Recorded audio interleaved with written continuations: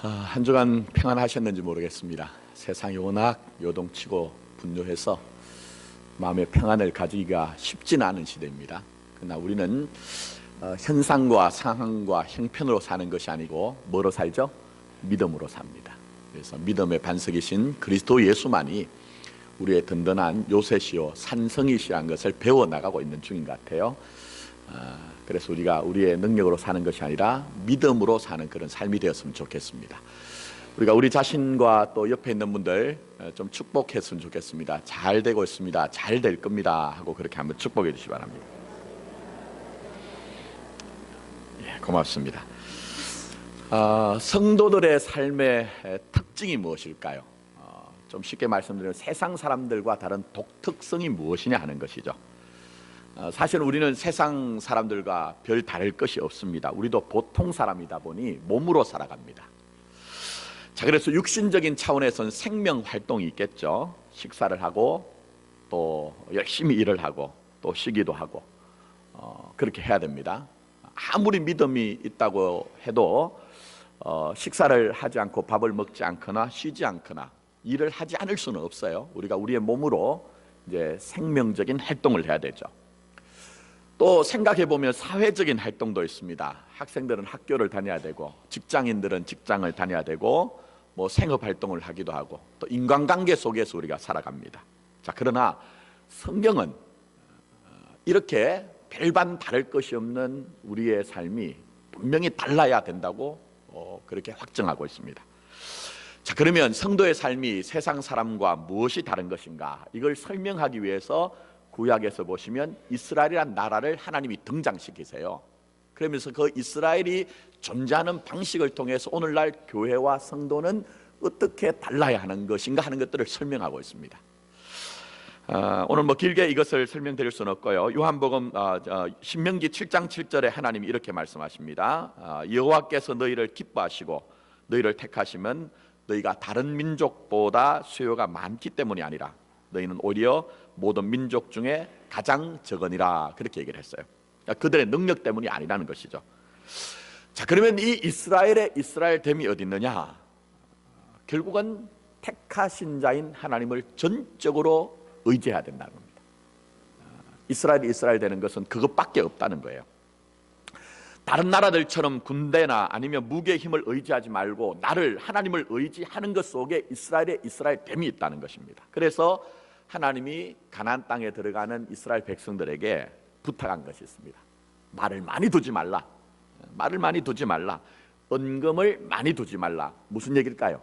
하나님만 의지하라는 것입니다. 성경에 보시면은 이렇게 믿음으로 산 사람들이 많이 나오는데 대표적인 인물이 다윗입니다. 다윗은 전쟁에 나가서 성전을 합니다. 자, 그리고 말과 병거를 노예에게 옵니다. 그런데 그 말의 힘줄을 다 끊어버립니다.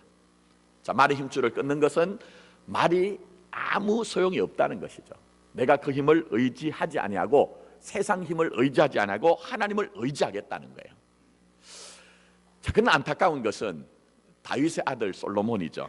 솔로몬은 처음에는 괜찮은 사람이었어요. 근데 가면 갈수록 이제 믿음이 약해졌는 것 같아요. 그래서 이웃나라 이방 왕들과 정략 결혼을 하면서 이방 여인들을 데리고 옵니다. 그러면서 우상을 섬기게 되죠. 왜 그랬느냐? 신앙이 약해지다 보니까 불안했던 것 같아요. 하나님만 믿어서는 도무지 안전하지 않은 것 같으니까 하나님을 의지하지 않고 세상 힘을 의지하게 되는 것이죠. 근데 여러분, 이 다윗과 솔로몬의 이런 결정적인 차이가 왜 있을까? 제가 가만히 묵상을 해보니까요, 인생의 광야를 경험했느냐 없느냐 하는 것의 차이예요. 여러분 아시다시피 다윗은 제가 말씀드리지 않아도 굉장히 많은 인생의 광야를 경험했습니다.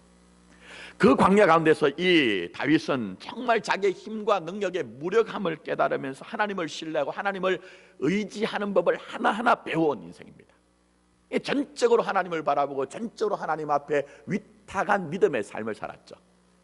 근데 솔로몬은 달랐습니다. 국면이 달랐습니다.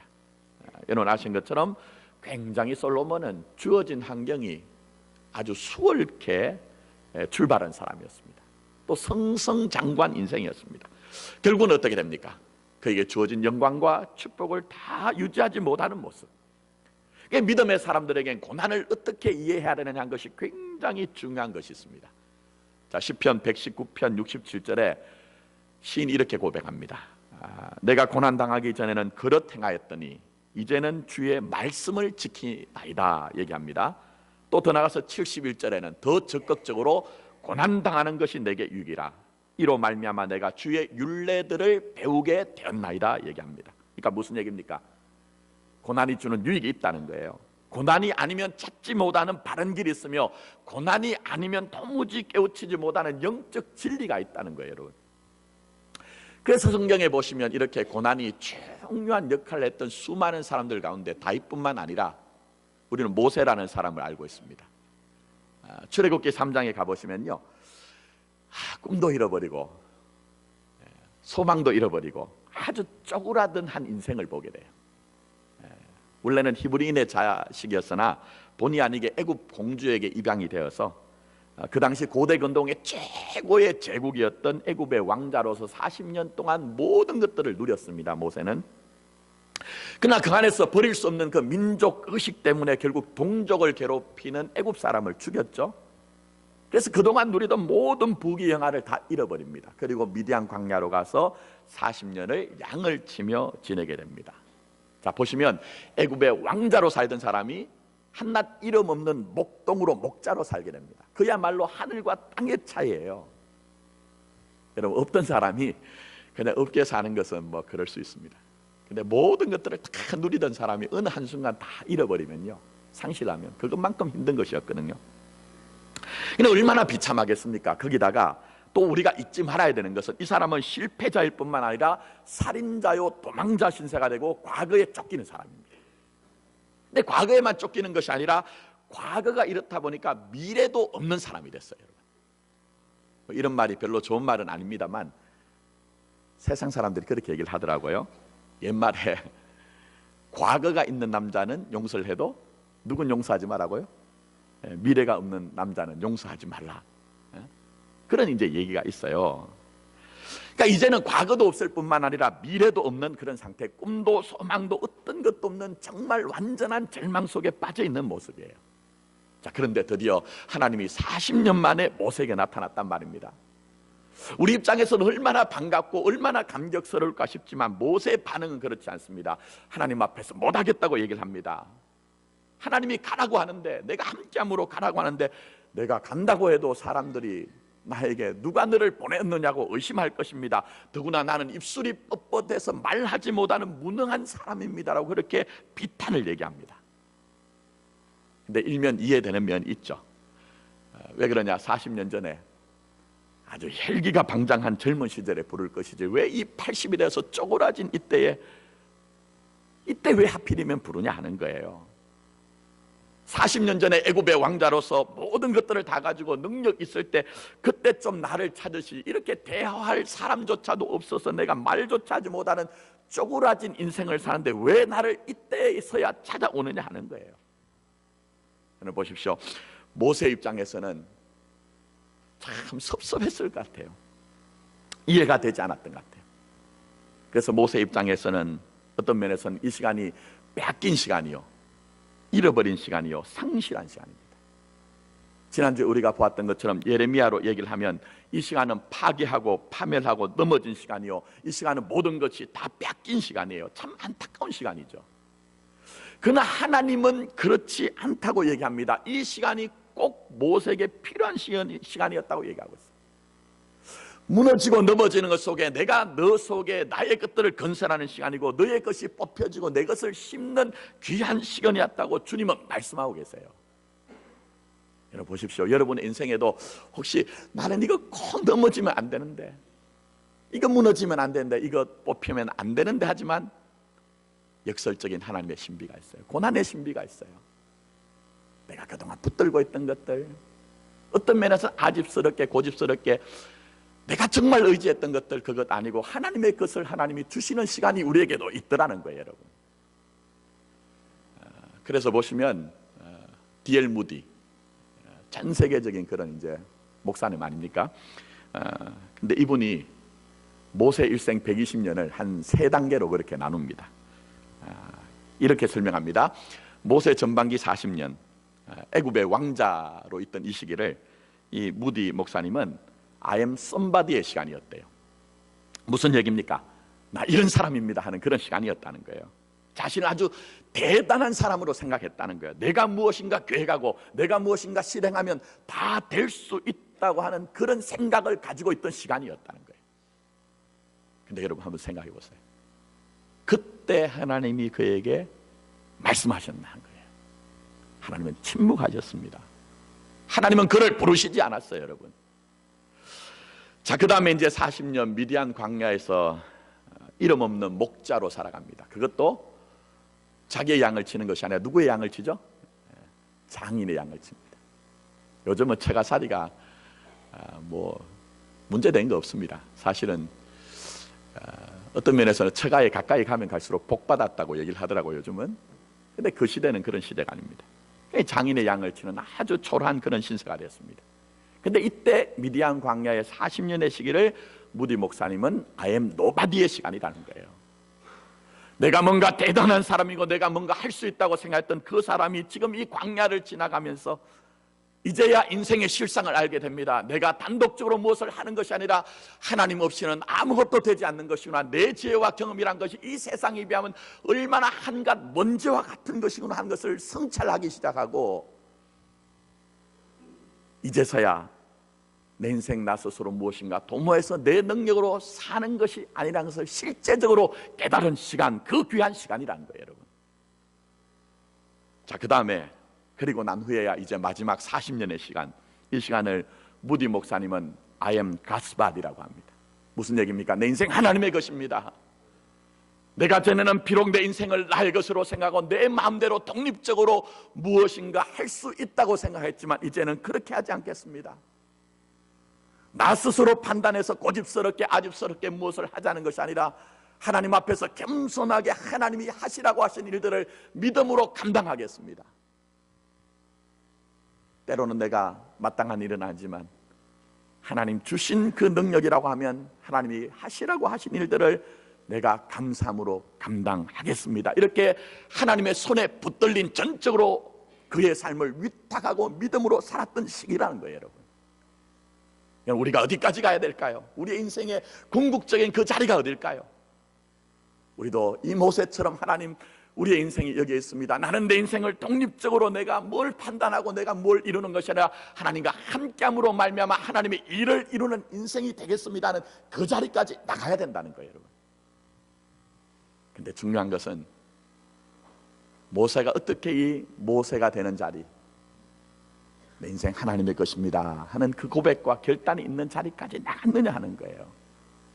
그게 바로 두 번째 시기, I am nobody, I am nobody. 내가 그 시기를 지나가면서 내가 내 힘으로 무엇인가 하자고 하는 그 혈기도 다 버려버렸습니다. 내가 가진 그 욕망과 내가 가진 꿈을 하나님의 꿈으로, 비전으로 포장하면서 뭔가를 하자고 하는 그 생각조차도 뿌리까지 다 걷어내면서 온전히 하나님의 것이 된 그 시기가 이 광야의 시기였다는 거예요, 여러분. 그래서 보시면 이 모든 과정을 다 지나가고 난 후에 히브리서 11장 24절부터 26절까지는 이렇게 모세 인생을 이제 정리를 하고 있습니다.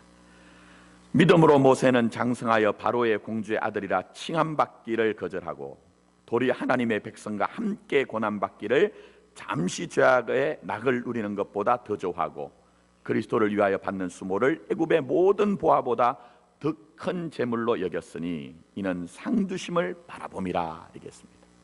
이게 바로 모세 인생이었다는 거예요, 여러분. 그런데 광야가 없었더라면, I am nobody의 시간이 없었더라면 절대로 나는 하나님의 것입니다는 그 고백과 그 결단과 그 인생의 결론이 그렇게 될 수가 없었다는 거예요, 여러분. 여러분 한번 생각해 보십시오. 세상 사람들도 하는 말이 말입니다. 창조적인 뭐라고 하죠? 파괴라고 하더라고요. 창조적인 파괴라고 얘기를 해요. 뭔가 진짜 귀한 것이 만들어지기 위해서는 내가 그동안 고집하고 내가 그동안 아집하던 것이 무너지지 않으면 절대로 새로움이란 것이 우리에게 다가올 수 없더라는 거예요, 여러분. 그래서 하나님은 여전히 우리에게 파괴하고 파멸하고 넘어지면서까지라도 여러분 안에 하나님의 나라를 건설하시고, 때로는 우리가 심겨놓은 것을 뽑아내면서까지라도 하나님의 것들을 거두게 하시는 것이 하나님의 섭리와 경륜이라는 것입니다. 여러분, 다시 한번 묻습니다. 여러분, 지금까지 인생의 길을 달려오시면서 인생의 뒤안길을 한번 돌아보시고, 또 믿음의 삶을 여러분이 달려오시면서 지금까지 내가 믿음이라고 생각했던 그 일을 달려온 길을 돌아보시면서 혹시라도 무너지고 넘어진 것 때문에, 뽑혀진 것 때문에 아프고 눈물 나고 고통스럽다 할지라도 그것만 바라보는 것이 아니라, 현상적인 것 그것만 바라보는 것이 아니라, 그 너머에서 하나님의 경륜과 계획을 이해할 수 있는 더 높은 차원, 더 깊은 차원의 믿음이 될 수 있기를 원하는 것입니다. 여러분, 그럴 때만 우리에게 온전함이 있는 거예요. 그렇지 않고는 늘 부족한 것입니다. 아무쪼록 여러분, 때로는 우리가 우리의 기대와 소원과 다른 방향으로 간다 할지라도 내 인생에는 하나님의 분명한 그 경륜과 계획이 있다는 것을 믿는 여러분 되기를 원합니다. 자, 그래서 이렇게 하나님의 섭리와 경륜을 알게 될 때, 오늘 본문 말씀을 우리가 묵상할 때 하나님 우리에게 원하시는 삶의 태도, 믿음의 태도가 있습니다. 자, 먼저 하나님은 우리에게 일어나라고 말씀하세요. 하나님 우리에게 그 자리에서, 네가 있는 자리에서 일어나라, 절망과 좌절 가운데 일어나라고 말씀하세요. 자, 17절 본문 보시기 바랍니다. 그러므로 너는 내 허리를 동이고, 그 다음에 뭐라고 하죠? 일어나, 이렇게 되어 있습니다. 자, 그러면 일어나라는 것은 뭘 얘기할까요? 지금 예레미야가 어떤 상태인 것을 전제하고 있을까요? 바로 자포자기하거나 절망하거나 포기를 하고 있는 그 상태라는 것을 전제를 하고 있습니다. 자, 6절 말씀 여러분 보시면 예레미야가 자기 스스로 나는 아이라 말할 줄 알지 못하나이다 라고 얘기합니다. 철저한 무능감, 철저한 무능감 속에서 무기력을 호소하고 나는 아무것도 하지 못합니다는 자기 확신조차 사라진 그런 모습이에요.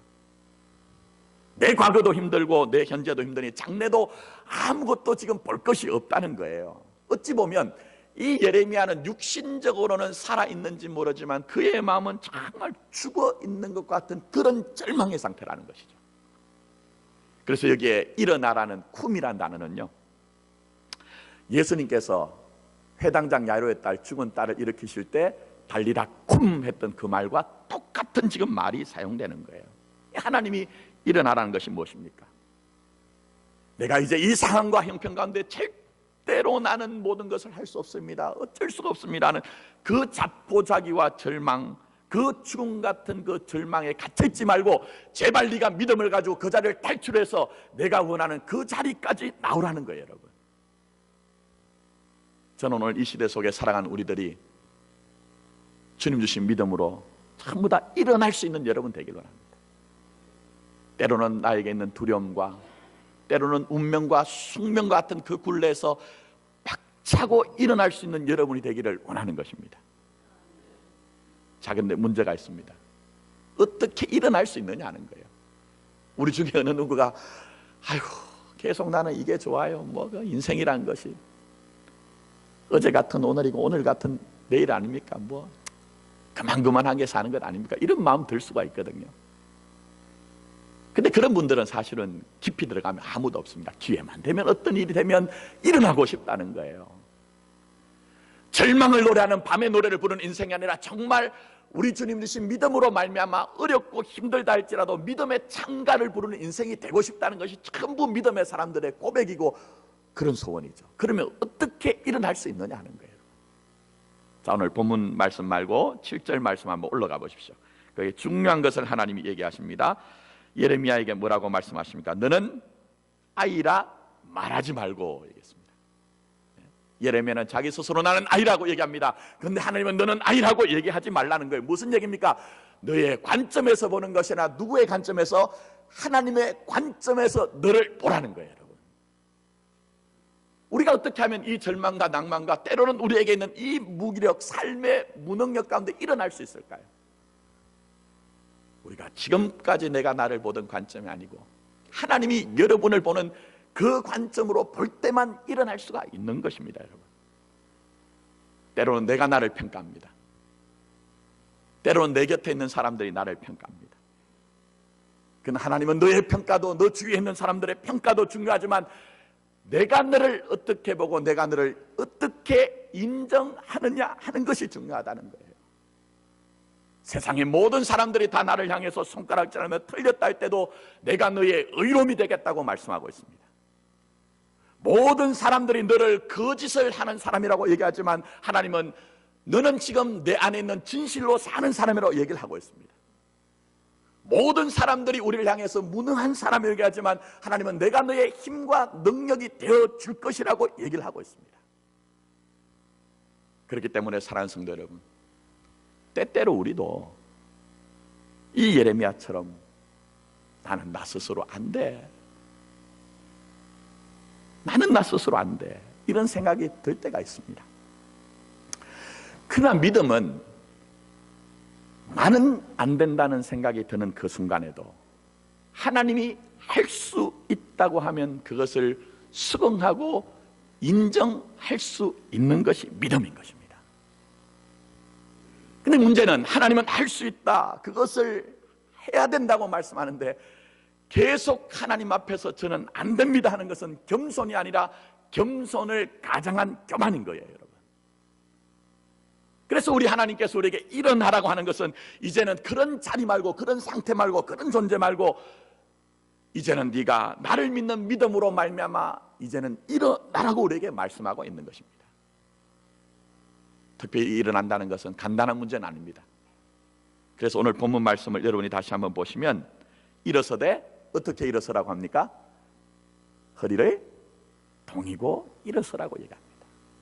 허리를 동이고 일어서라. 단단한 결심을 하고 일어서라는 거예요. 의지를 가지고, 믿음의 의지를 가지고 일어서라는 거예요. 여기 허리를 동인다는 것은 조금 설명이 필요합니다. 이스라엘의 옷은 우리가 입고 있는 현대인들의 복장하고는 많이 다릅니다. 그냥 통으로 크게 돼가지고 위에서부터 아래로 이제 내려오는 옷인데, 거기에 이제 머리 부분이 들어가는 곳에 이제 구멍을 뚫고 팔 있는 쪽에 구멍을 뚫어서 그렇게 이제 길게 크게 입는 옷입니다. 그러다 보니까 사실은 이게 몸에 맞는 건 아니에요.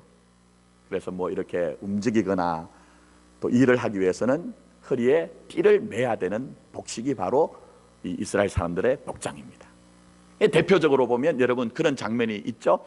출애굽기에 보시면 이스라엘 사람들 유월절 이제 사건이 있을 때에 그들 집에 좌우 임방과 문설주에 뭘 바릅니까?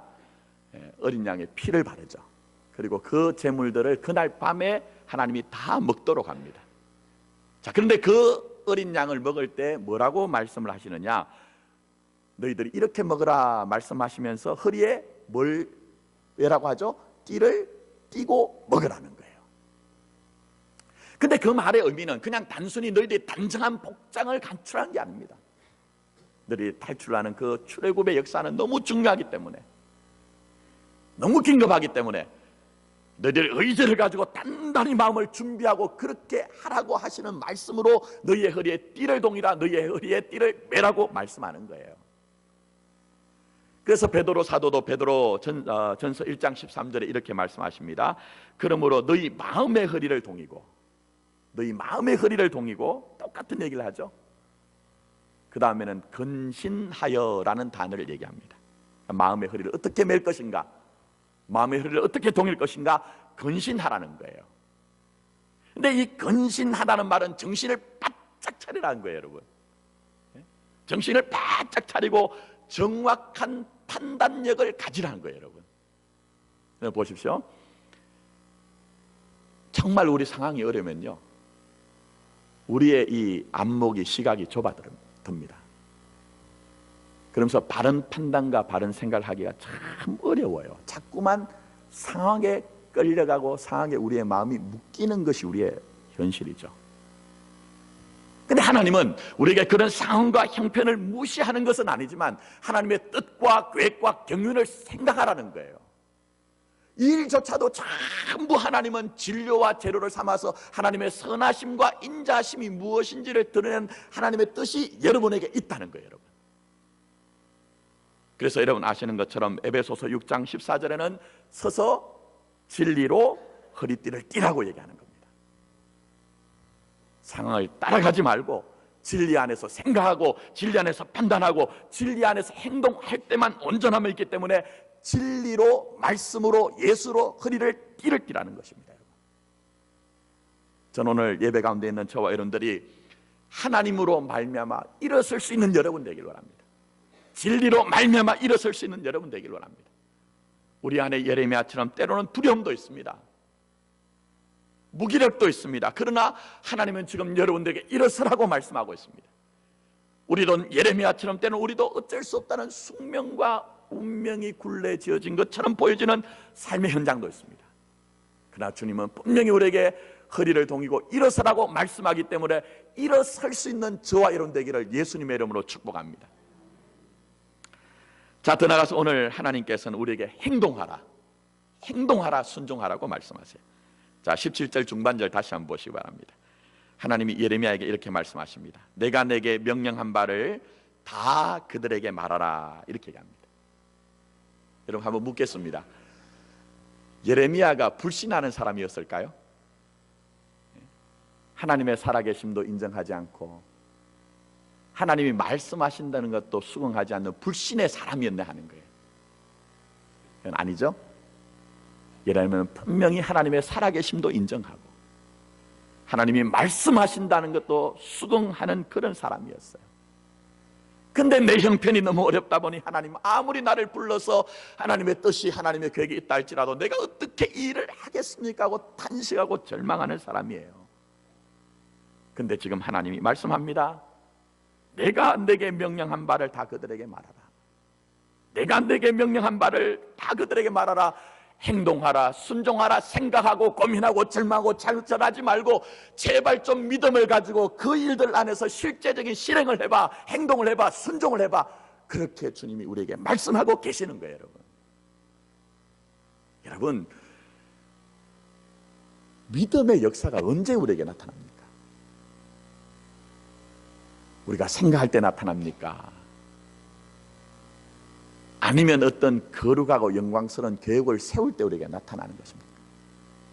하나님의 역사는 여러분이 힘들고 어렵지만 믿음으로 몸부림치면서 믿음으로 한번 살아보려고 할 때 그때 하나님의 믿음의 역사는 나타나게 되는 거예요. 우리나라 얘기는 아니고요, 미국 그 교민교회 얘기입니다. 우리나라는 뭐 아직까지 골프 때문에 주일 예배를 빠지시는 분들은 그렇게 많지는 않은 것 같아요. 근데 미국은 아주 그 골프가 대중화되어 있지 않습니까? 그래서 어떤 교회에 남자 집사님들이 골프를 너무너무 사랑하고 사모했던지 주일날이면 이렇게 많이 빠졌던 것 같아요. 담임 목사님이 마음이 상해서 어느 한 주는 이제 설교를 하시면서 여러분, 주일은 온전하게 하나님을 사랑함으로 예배해야 됩니다. 아무리 취미가 너무 좋다 할지라도 그것조차 내려놓고 끊고 하나님을 예배해야 됩니다. 골프를 사랑한다 할지라도 다른 날 하시고 주일날은 온전히 주일을 섬기십시오. 그렇게 이제 설교를 했던 모양이에요. 집사님들 전부 다 아멘 했어요. 기대가 있죠. 근데 어느 중간 한 중간은 남자 집사님 한 분이 교회를 안 나오셨어요. 그래서 소문을 해보니까 어디를 갔을까요? 골프를 치러 간 거예요. 근데 이분이 그럴 수가 없는 분이에요. 또 그러면 안 된다고 목사님이 생각했던 분이니까 마음이 더 어려웠던 것 같아요. 그래서 한 번에 이제 만나서 차를 하면서 커피를 한잔 하면서 얘기를 했더니 집사님이 이런 얘기를 대답을 하더랍니다. 목사님, 제가 교회 가서 예배를 드리면 몸은 교회에 있는데 마음은 어디가 있어요? 골프장에 가 있습니다. 근데 목사님, 반면 제가 골프장에 가 있으면요, 몸은 골프장에 있는데 제 마음은 어디가 있어요? 예배당에 있습니다. 예배 드린 곳에 있습니다. 목사님, 하나님은 마음을 받죠? 마음을 받으시잖아요. 그러면 어떤 것이 더 좋을까요? 이렇게 묻더라는 거예요. 여러분, 어떻게 생각하세요? 이게 까당한 얘기는 하는 거예요. 여러분, 이게 온당한 얘기는 하는 거예요. 여러분, 기독교 신앙은 통해 신앙이에요. 여러분, 인간이란 존재는 전인격적인 존재예요. 생각이 따로 있고 몸이 따로 있는 것이 아니라 생각이 가는 곳에 몸이 있어야 되고 몸이 있는 곳에 생각이 있어서 전인격적으로 하나님을 만나고 전인격적으로 하나님을 우리가 순종하는 그런 믿음이 돼야 된다는 거예요. 만약 우리가 몸 따로 생각 따로 가면 그것 자체가 분열적인 신앙이요, 그 자체가 위선적이고 구애적인 신앙이요, 그 자체로 말미암아 믿음의 역사가 없는 죽은 신앙이 될 수밖에 없기 때문에 하나님은 여러분의 전부를 원하시는 것입니다, 여러분. 그런데 오늘날 우리가 믿는다고 하는 것이 얼마나 정말 돌아보면 허술한지요. 어떤 분들은 때로는 믿음이라는 것을 지적인 동의 정도로만 이해합니다. 어떤 분들은 믿음을 은혜 받았다고 할 때 그 감정적인 어떤 감동으로만 이해합니다. 그러나 기독교 신앙은, 성경의 신앙은 그것이 아닙니다. 여러분의 몸이 있어야 된다는 거예요. 여러분의 전인격이 하나님을 만나고 그 말씀 앞에 반응함으로 말미암아 순종할 때 그 믿음을 온전한 믿음이라고 말씀하고 있는 거예요, 여러분. 여러분, 예를 한번 들어볼게요. 가끔 허기가 질 때 있습니까? 배가 고플 때가 있습니다. 그럼 이 배고픔을 해결하는 것은요, 여러분이 아무리 먹는 것에 대한 고민을 많이 하거나 아니면 식사에 대한, 음식에 대한 계획을 많이 성찬을 준비하고자 하는 계획이 여러분의 허기를, 배고픔을 해결하는 건 아닙니다. 비록 박한 음식일지라도 식물일지라도 그것을 내가 먹을 때 허기가, 배고픔이 해결되는 거예요, 여러분. 신앙이 이런 것과 마찬가지라는 거예요, 여러분. 믿음의 행함이, 믿음이 실행이 없는 신앙은 전부 다 우리가 온전함이 없다는 것이죠, 여러분. 사랑하는 성도 여러분, 어떤 분들이 제게 가끔 오셔서 그런 얘기를 하세요. 왜 제게는 믿음의 역사가 없습니까? 물론 다 그런 건 아닙니다. 왜 믿음의 역사가 없을까요? 한번 잘 돌아보십시오. 혹시 나는 지금 현재 하나님이 내게 은혜를 주시고 감동을 주실 때 그 말씀 안에서 실행함이 있느냐? 내가 내 삶으로, 내 몸으로 실천이 있느냐 없느냐, 순종이 있느냐 없느냐 하는 거예요, 여러분. 여러분, 때로는 많은 사람들이 기도를 예를 들면 기도의 사람이 다 되고 싶어 합니다. 어느 누구도 믿는 사람치고 나 기도의 사람 되기 싫습니다 하는 분 아무도 없어요. 그 당위성도 인정하고 필요성도 인정합니다. 근데 왜 우리가 기도의 사람이 되지 못할까요? 우리가 기도의 사람이 되기 위해서는 내가 내 삶에서 시간을 분별해야 됩니다. 생각만 하고 계획을 세우는 것이 아니라 정말 우리가 기도의 사람이 되기 위해서는 작은 음성이지만 여러분의 음성으로 주님의 이름을 불러가면서 무릎 꿇고 기도할 때 그때 내가 기도의 사람이 되는 거예요, 여러분. 우리의 신앙은 전부 다 그렇다는 거예요, 여러분. 마음의 소원이나 마음의 계획이 여러분을 온전하게 할 수 있는 것은 아무것도 없는 것입니다. 여러분, 분명한 것은 우리의 마음의 중심에 진실함이 있어야 됩니다. 정말 우리의 믿음은 마음의 중심에 진실함이 있어야 됩니다. 그러나 더 나아가서 그 마음의 중심에 진실함은 마음에만 머무는 것이 아니라 진실한 행동으로 나타날 때만 온전한 믿음이 될 수가 있는 것입니다. 저는 오늘 여러분들이 정말 하나님 앞에서 이 전인격적으로 주님을 만나고 내게 주신 말씀 안에서 몸부림치면서라도 한번 믿음으로 살아보려고 하는 그런 믿음이 되길 원합니다.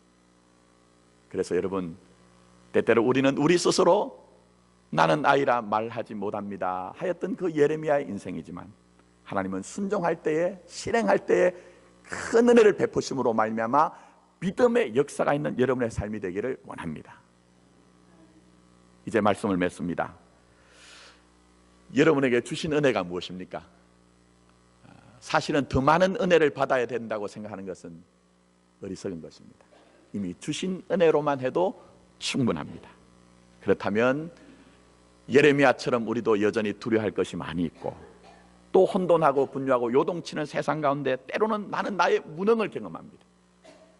그렇다면 이제 새로운 것을 달라고 우리가 주님 앞에서 기도하는 것보다는 이미 우리 안에 건설하시고 이미 우리 안에 세워놓으신 것을 잘 보시고 심으신 것을 잘 보시고 그 뜻 안에서 오늘 이 주님께서 우리에게 말씀하신 것처럼 우리가 다시 한번 주님이 일어나라 할 때 믿음으로 일어나시고, 또 우리에게 주신 그 은혜 속에서 행동하고 순종할 것을 구별해서 우리가 믿음 가운데 도전하고 믿음 가운데 행동한다면 하나님 우리 교회와 여러분에게 온전함과 담대함을 분명히 주실 것입니다. 이런 은혜가 저와 여러분들에게 있기를 예수님의 이름으로 축복합니다. 아멘. 기도드리겠습니다.